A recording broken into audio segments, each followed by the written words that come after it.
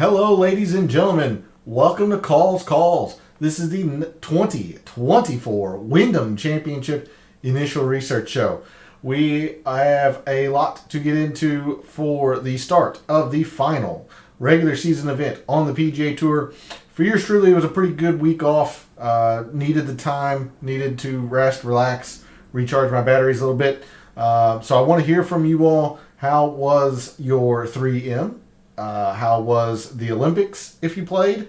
Any DFS? How's your week been? It is good to get back into the swing of things as we close out the PGA Tour season with the Wyndham and then the playoffs. So I'm looking forward to it. Let's get right into it. All statistics provided tonight and every night are from FantasyNational.com. It is the best golf analytic tool out there for your money.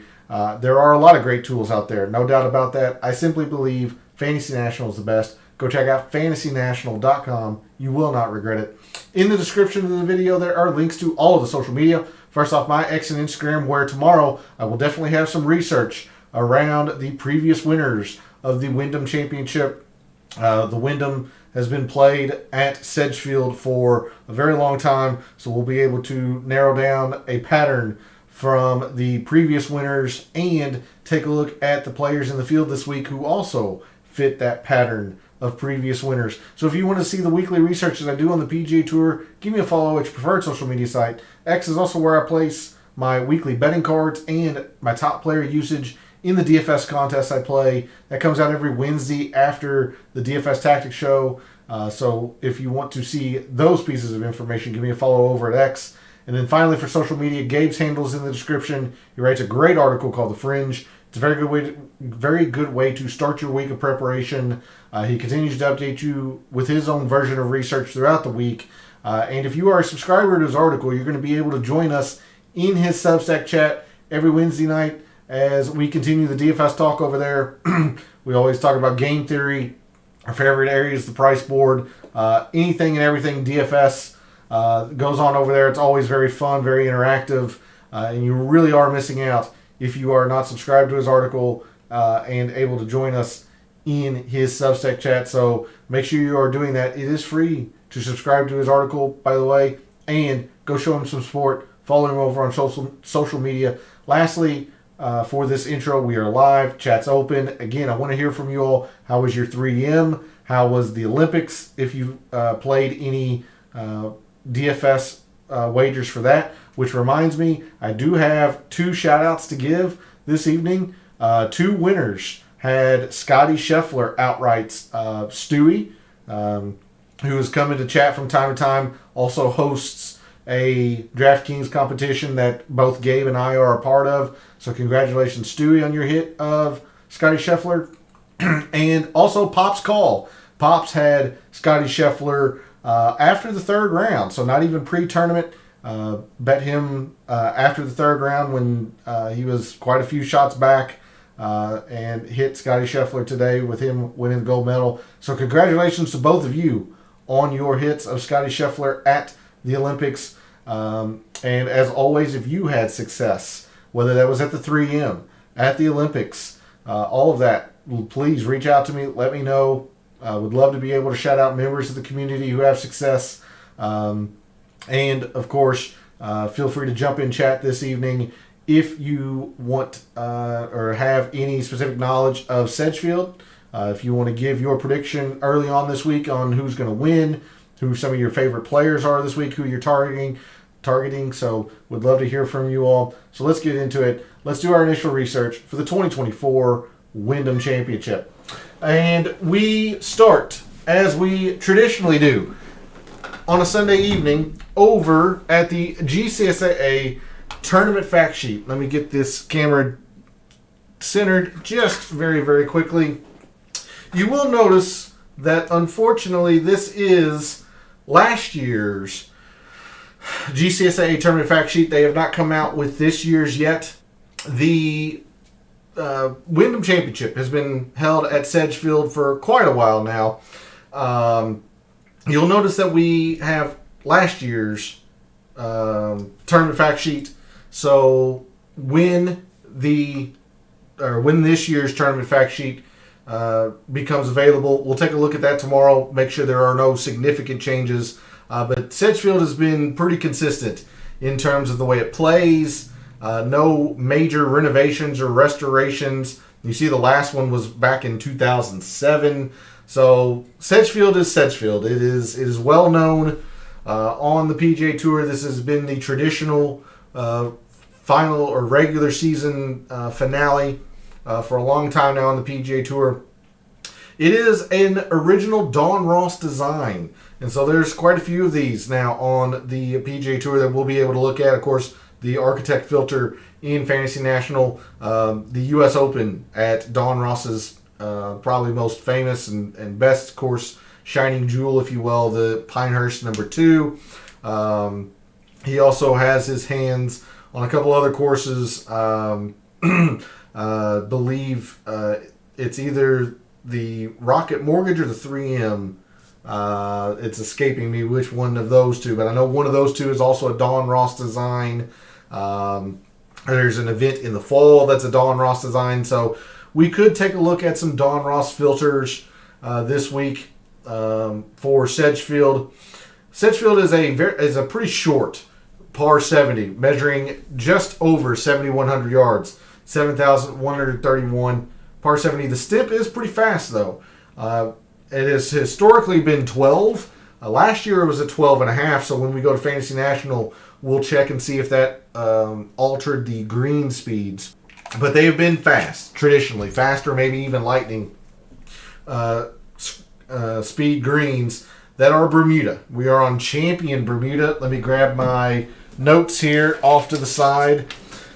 Champion Bermuda, seen at a couple of other places as well. Country Club of Jackson, host of the Sanderson Farms, is also listed as having Champion Bermuda, and TPC Southwind, which is the host of the St. Jude. So with that, we'll have a few courses maybe that we can take a look at, but I'm more so focused on the just the Bermuda aspect, and we are on Bermuda throughout the entirety of the course.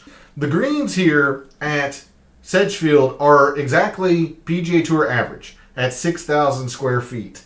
The PGA Tour average probably a little bit under that, to be honest with you, but we're going to be talking about average speed green or average size greens here at Sedgefield. With typical Don Ross designs, they are sloped from back to front. They have a lot of intricacies to them, a lot of undulation in the greens, a lot of sloping, and I think there's going to be a good argument to look at some various lengths of putting for this week, considering these are Don Ross designs. The fairways, pretty darn narrow as well around Sedgefield. Pretty narrow, 6 holes with water in play. There's a look at Sedgefield in terms of a GCSAA tournament fact sheet. Again, the key takeaways here, this is a Don Ross design. Average speed or average size greens, I keep saying speed, average size greens that are pretty fast, maybe even lightning, depending on how soft, how much rain is in play during the week and during the tournament. And we'll, of course, we'll check a look at the forecast starting tomorrow. Sedgefield is also very, very short, 7,100 yards as par 70. So there's a look at the Wyndham Championship in Sedgefield. We'll move to Fantasy National, and with this being the final regular season event on the PGA Tour, this is generally lacked for strong fields, considering most players, even in non-Olympic years, most of the top players have secured their standing in the FedEx Cup, so they generally take this week off to rest for the playoffs. Now, sometimes you have a couple of bigger names, but mostly it's guys fighting to make sure they still have their card or to get their card for next year. Now, the players in the field this week, a couple of bigger names, if you will. Sung Jae in the field, Shane Lowry. Tom Kim has had quite a bit of success. I think he is here this week. No, he is not. So, Sung Jae, Shane Lowry, Bobby Mack, of course the 3M winner Johnny Vegas, Batia is here. Brian Harmon, I believe, is the highest OWGR player. Jordan Spieth is also here. So a few big names, but generally Sedgefield does lack for a lot of the biggest names in golf, considering this is the final event before the playoffs, and a lot of players decide to take this week off.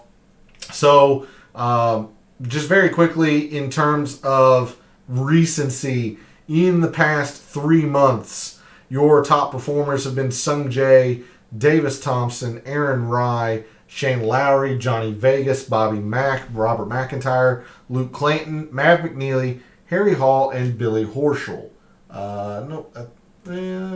Let's see. Is that too much zoom? Yes, it is, because you don't see the putting. So I have to keep it to there. One other thing that I guess we can look at before we move to Fantasy Nationals course breakdown, we'll take a look at some short courses. Oh, we can also look at Don Ross, of course. So let's take a look at some short courses. I will expand this out to the last 2 years, of course, and 36 rounds. So on short courses, again, in Fantasy National, by less than 7,200 yards. Is this right? Let me clear these filters just to make sure. So on short courses, there we go, 2 years and 36 rounds. Our top performers in the field this week on short courses have been Brian Harmon, Sung Jae, Bo Hostler, Denny McCarthy, Eric Cole, Keegan Bradley, Minwoo Lee, Tyler Duncan, Ryo Hitsatsune, and JT Poston. The other obvious filter that we can look at, Don Ross. This is a Don Ross design. So on Don Ross designs in the past couple of years, not too terribly many. There's a few. Taylor Moore's got several.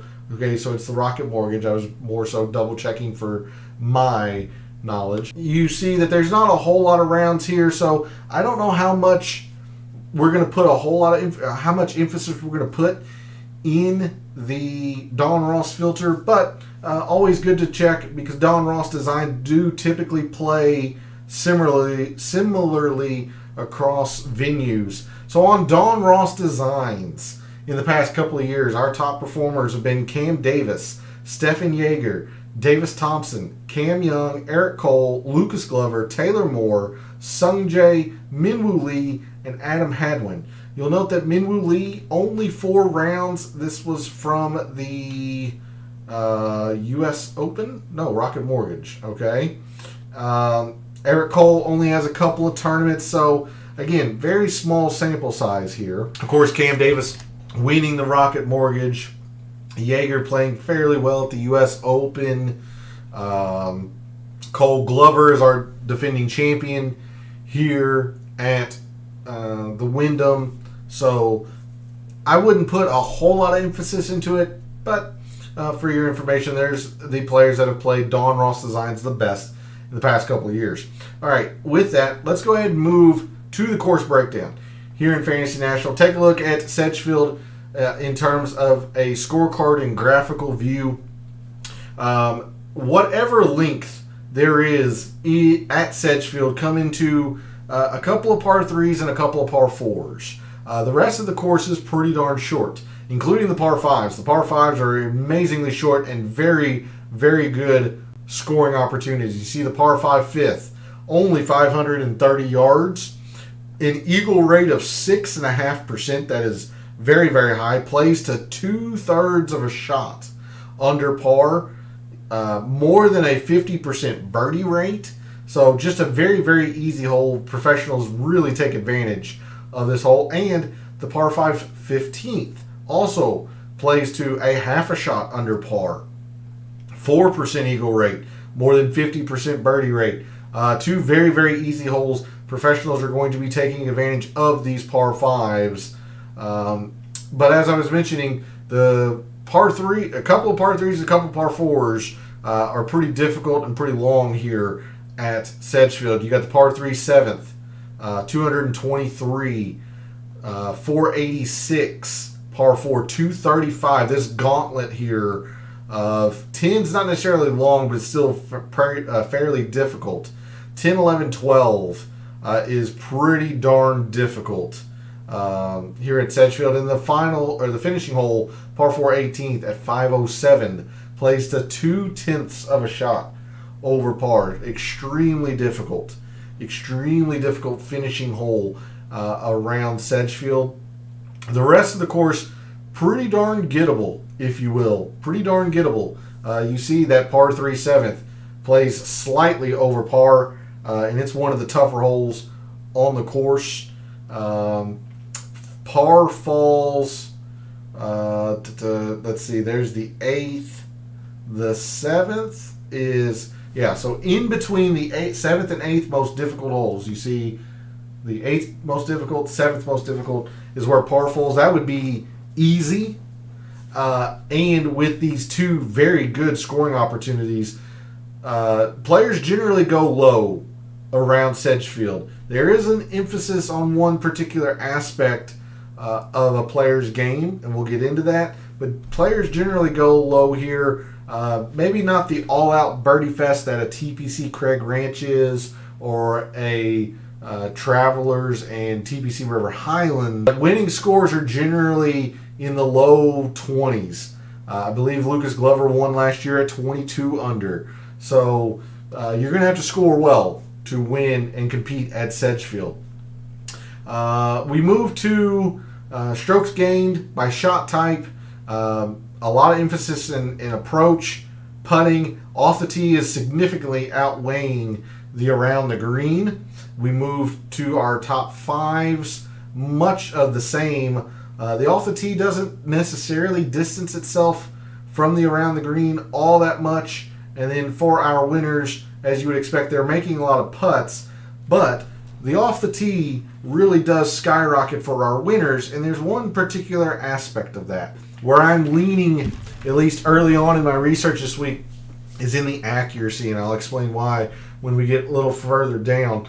But for our winners, the two main shot types, approach 1.43 essentially, putting 1.42, so right even, neck and neck there. But with the emphasis on the off the tee for our winners, I am leaning towards more of a ball striking with a lot of emphasis on approach, a lot of emphasis on putting as well. We move to average strokes gained by hole by par. You see the par fives heavily outweighing the others. Again, there's only two par fives, so we don't want to put all of our emphasis into that. But we're going to have to make sure players are very good at par fives, because you have to be if you're going to compete around Sedgefield. Par fours and then par threes quite lacking for the top tens. Surprisingly, we move to our top fives. Par threes are still lagging behind, but for our winners, they're actually playing the par threes pretty well.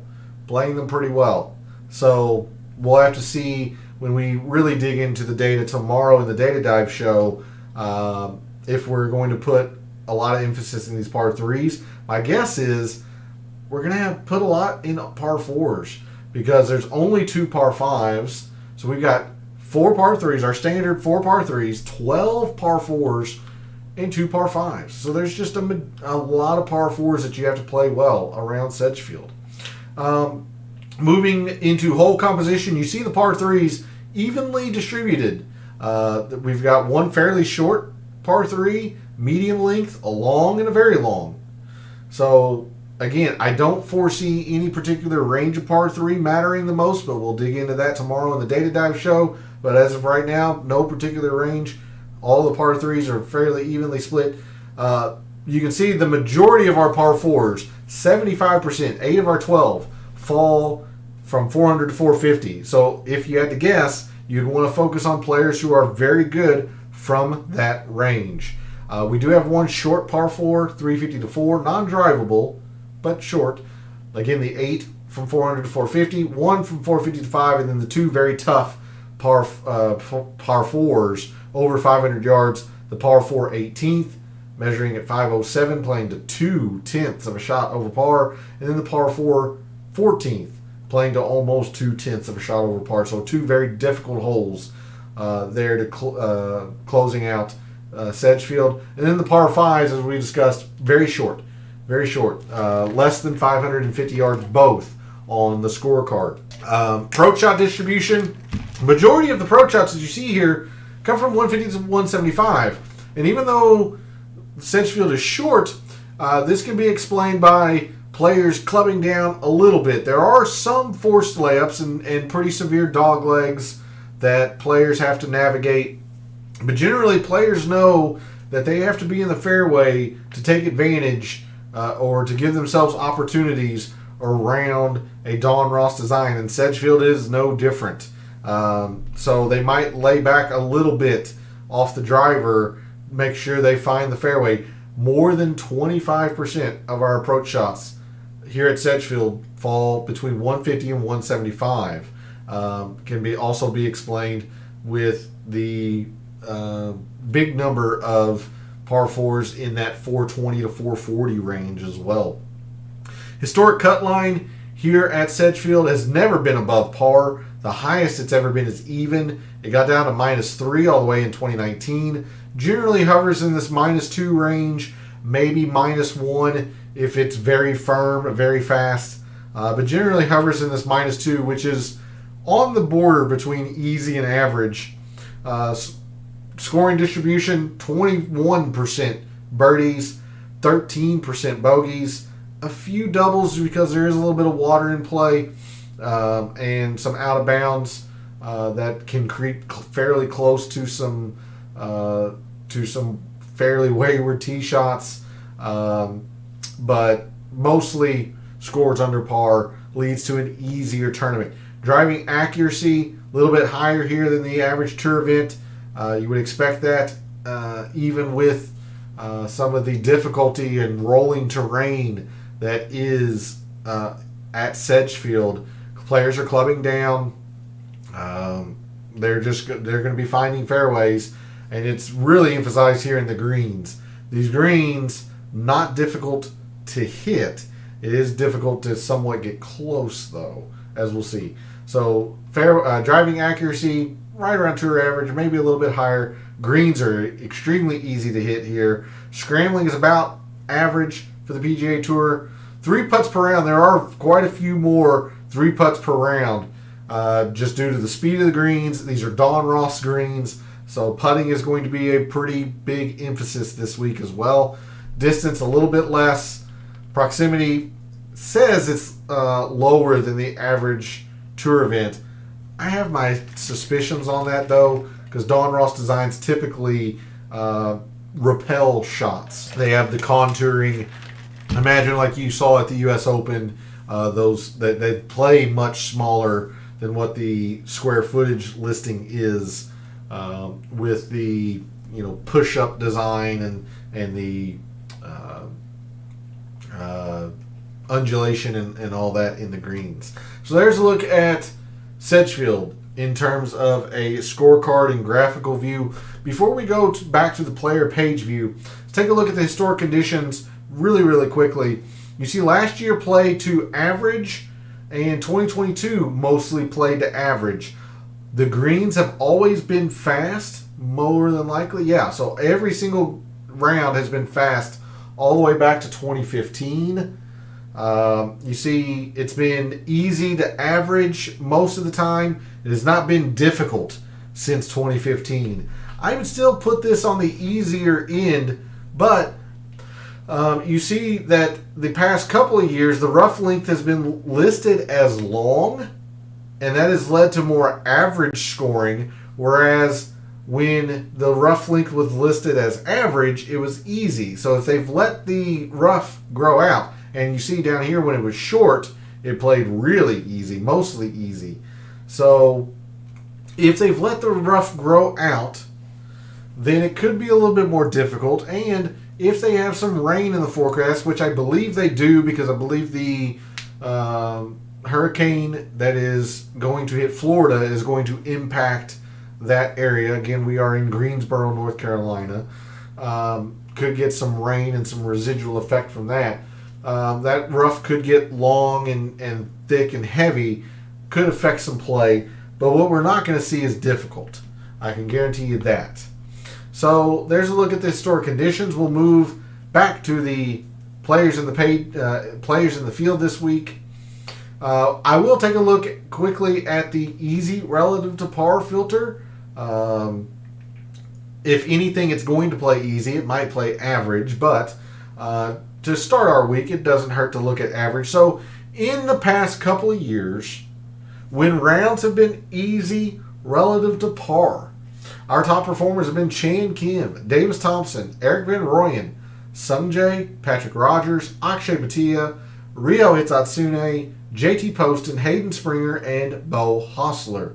So make sure you give these players a little bit of a consideration in any wagers and in any lineups that you build early this week, especially if they combine easy with short, easy and Don Ross designs, things of that nature.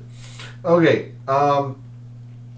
we'll take a look at a couple of different things here. Let's take a look at approach and putting.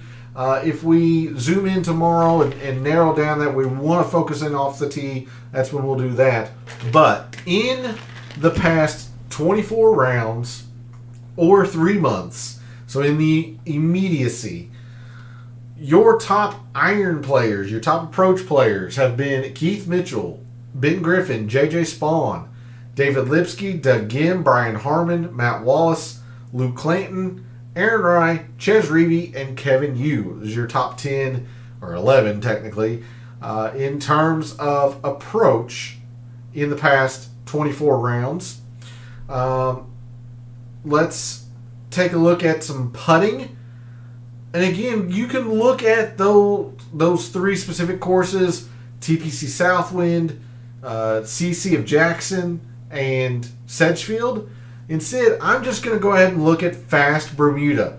I would have thought we wanted to look at Lightning, but looking at the previous conditions, every single round has been listed as fast all the way back to 2015. So I think it's safe to say that we'll just be looking at fast speed greens. So on fast Bermuda greens in the past, we're going to want 2 years. Your top putters on those fast Bermuda greens have been Brendan Todd, Andrew Putnam, Taylor Moore, Chesson Hadley, David Skins, it's only 9 rounds, Chad Ramey, Anders Albertson, who's an alternate at the moment, only 8 rounds, but putts this surface well, Adam Schenk, Matt McNeely, and Billy Horschel. I do remember Taylor Moore being one of the top players on Don Ross designs, so that could be a pretty big factor as to why he has played Don Ross designs well, as he's generally putt fast Bermuda greens well. You see the Houston gained 3, gained 2.5 at the API. The St. Jude last year was very good. You see the Wyndham gained a lot last year at the Wyndham putting, so be on the lookout for that. There's a look at your top fast Bermuda putters. Couple other things we can take a quick look at. I'll narrow this down to the last 24 rounds. Let's take a look at the 150 to 175 proximity. Again, the majority of the approach shots come from that range. So, from 150 to 175 yards, your best approach players, best proximity players from that range in the past 3 months or 24 rounds: Seamus Power, Harry Hall, Kevin Yu, Nick Dunlap, Ryan Moore, Ryan Fox, Troy Merritt, Scott Gutschewski, Adam Schenk, and Brandon Wu. The only other thing that we'll take a quick gander at this evening, take a look at par 5 scoring. Actually, no, let's take a look at par 4s, 400 to 450, since that is where 75% of the par 4s fall at Sedgefield. So your top par 4 performers from that range. Actually, I want to make sure I have enough rounds. So let me clear this. I want all of 2024 we'll go 36 rounds. In 2024, or 36 rounds, your top par 4 performers from 400 to 450. Mac Meisner, Brian Harmon, Alex Smalley, Sung Jae, Adam Svensson, Andrew Putnam, Roger Sloan, Justin Lauer, C.T. Pan, and Ben Griffin. All right, with that, let's move to the tournament history, strokes gained total page view here at Sedgefield in the Wyndham Championship in the past 5 years. Our strokes gained total leader has been Webb Simpson. Very, very solid. 4 top 10s, including a runner-up, a tie for third, a tie for fifth. He did have one withdrawal in 2022 when he was battling a lot of injuries, but he has been exceptional here at Sedgefield. This is 46 strokes gained total in 4 years because they don't include the withdrawal, and he's still winning. So he would be far and away the leader if you were looking at strokes gained total on a per tournament basis. Sung Jae has played very well here with a runner-up, a couple other top 10s, 5 for 5. Billy Horschel, 4 for 4 here at the Wyndham at Sedgefield. Very, very strong. Our defending champions, Lucas Glover, didn't have a whole lot of success, at least in the last 5 years before winning, but 3 for 5. Some other players, notable players here. Siwoo, 4 for 4. Middling last year, but before that had a second, a third, and a fifth. JT Poston has won here. A tie for 7th. A couple of miscuts, so boom or bust in terms of JT Poston. Cam Davis is 3 for 3. Generally plays Don Ross Designs well. Again, look at his performance at the Rocket Mortgage. So he's played Don Ross Designs very, very well. He's been good around Sedgefield. Kevin Kisner, 1st and 3rd with a withdrawal. Brennan Todd, 3 for 4. McCarthy, 3 for 5. Hadley, 5 for 5. Not only one top 10, another top 15. So good finishes, absolutely. But maybe not to the elite level that a Webb Simpson, a Sung Jae have. But he's 5 for 5. Some other notables here. Roger Sloan's 3 for 4 with a runner-up. Zach Johnson's been okay here, kind of fallen off the past couple of years. Of course, we talked about Lucas Glover. Stefan Jaeger's got 2 top 15s in the past couple of years here. Let's see. Will Zalatoris in the field this week for now. 2 for 2. Svensson's 3 for 3. So there's a look at some of the players who have played fairly well here traditionally, and then players who have not played well here, like Nate Lashley, 3 for 3, but somehow losing a whole lot of strokes. I guess it's from making the cut and then performing terribly on the weekend, but 3 for 3, but second worst in terms of strokes gained. Aaron Badley, 0 for 4. A little bit surprising with all that emphasis on putting, but he has not performed well here. Cam Champ, not really a surprise as this is not a bomber's paradise. 0 for 3. Batia, 0 for 3. Robbie Shelton, who is actually out of the field this week. Bo Hostler, 1 for 4. Not played particularly well. Stuart Sink, 1 for 4. Not particularly played well. Adam Shank, 2 for 5. Whaley, 1 for 3. Norlander, 1 for 3. Let's get some others down here. Bill Haas, 0 for 4. JJ Spawn, 2 for 5. KH Lee, 2 for 5 down here at the bottom. So there's a look at some of the players who have not played well at Sedgefield the past 5 years. So with that, pretty good segue. Let's go to Microsoft Excel, the early look file for the Wyndham this week. I'm going to remove the players who have only played it once. I want to see players who have played it very well year over year. This is that same strokes gained total page view brought over into Microsoft Excel and figuring where the player is gaining their strokes at Sedgefield, specifically at Sedgefield. So you see Webb Simpson, 4 events or 4 times played, average finish of 4th. He's been very good just all around at Sedgefield, mainly doing it with the irons. Same with Kisner. They're putting well as well. Horschel doing Billy Horschel things. Siwoo's been pretty darn good here. The putter's been, right at field average. So, of the players who have played well continuously around Sedgefield, what are they doing well? So let's take a look at the players who have averaged the top 40. This is 16 players. That's plenty. So off the tee, this is a 1.5. This is a pretty big number. And only one player negative in terms of off the tee. It's Chesson Hadley. So pretty darn solid there. Approach is a big factor. Look at this. This is a 2.3. So massive amounts of correlation and success for hitting irons well around Sedgefield. Around the green, not so much. I mean, players are generally positive, but there's just not a whole lot to be gained. You see this deep green is only a 2.8, where it's 4.7, 4.6 for the irons. So not a whole lot to be gained around here. This is a 0.5. And then for the putting, again, only one player negative. It's David Lipsky. I mean, even Adams Vincent is putting solidly around here.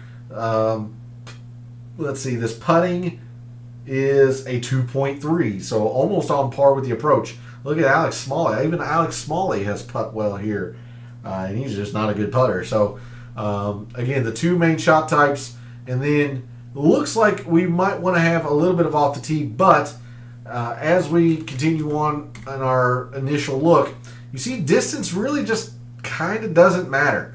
There's a lot of layups here.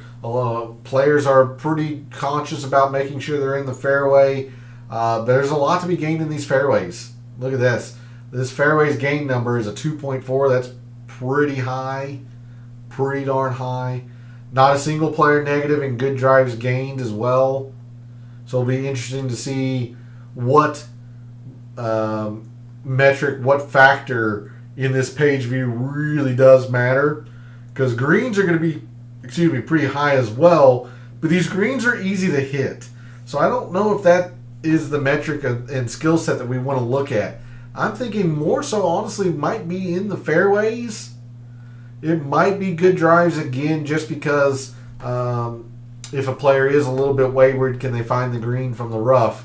But I do like how correlating, at least in this look of the data, that this fairway's gain number is. We move to scoring.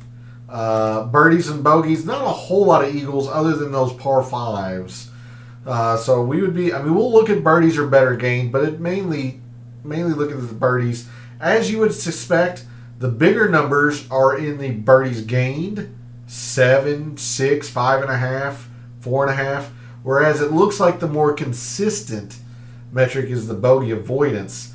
Having said that, there is the same player, David Lipsky, is negative in both. He's actually just been gaining eagles.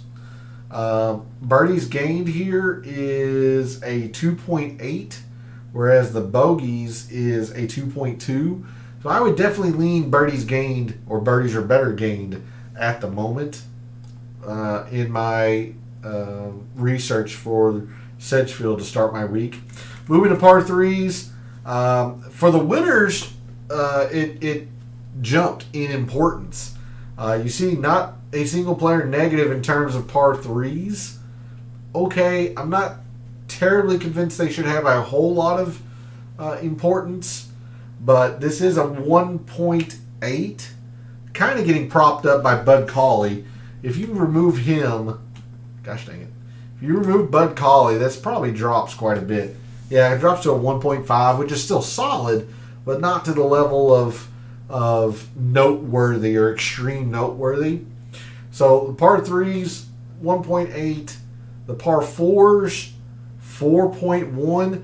If I remember correctly, these are about the third most important set of par 4s on the PGA Tour, and we'll confirm this tomorrow in the data dive. But with only 2 par 5s, players are going to have to play these par 4s well. And then the par 5s is a 0.7. There's just not a whole lot to be gained there. There's only 2 par 5s, and they're both very easy, so most of the professionals are taking advantage of them. A lot to be gained in these par 4s. Par 3s doesn't look like any particular range. Par 4s, the majority, 75% coming in this 400 to 450, and there's a lot in here for sure. This is a 1.9. This is a 0.7. So yeah, at least early on in our week, we're going to be focused on that 400, 450 unless something extreme tells us in the data not to. Par 5s, you see they do stretch one of them over 550 throughout the tournament. They do move them and play them under 500 a little bit during the tournament. So we'd just be looking at probably just the 500 to 550 would be my guess. And then proximity, I do want to take a quick look at this considering majority of the pro shots come from this range. And it's interesting to see you don't see a lot of heavy green, but you also don't see anybody drastically negative. Of the players who finished in the top 40, yes, you have a negative here in Matt Kuchar. It's a negative 0.8. I mean, that's essentially field average. But what you don't have is anybody negative in this range. So that's very interesting for me to see as a statistician. Even though there are some heavier greens in this total procs, not a single player negative from 150 to 175. So I do think that is a range that we're going to want to key in on this week. And we'll definitely dig into that a lot more tomorrow. So I'll bring back everybody that's in the field and their performance at Sedgefield the past 5 years and their strokes gained. But that's going to be it for the show this evening. I want to thank everybody for tuning in, watching, listening, supporting the channel, liking the videos, commenting, and subscribing. I always appreciate it. It's good to be back after a week off. I hope you had a very successful 3M. Hope you had a very successful Olympics if you decided to make any wagers or play DFS. Again, congratulations to Stewie and to Pop's Call for having the outright on Scotty Scheffler this week at the Olympics. But thanks again for tuning in. I always appreciate the support. Love what I do, trying to help us all win a little bit of money in the process with some very deep statistical analysis on golf statistics. So for all the wagers that you made for the 3M and for the Olympics, for all the DFS contests you played for the 3M and for the Olympics, and until I see you tomorrow night for the Data Dive show, may all your bets be profitable.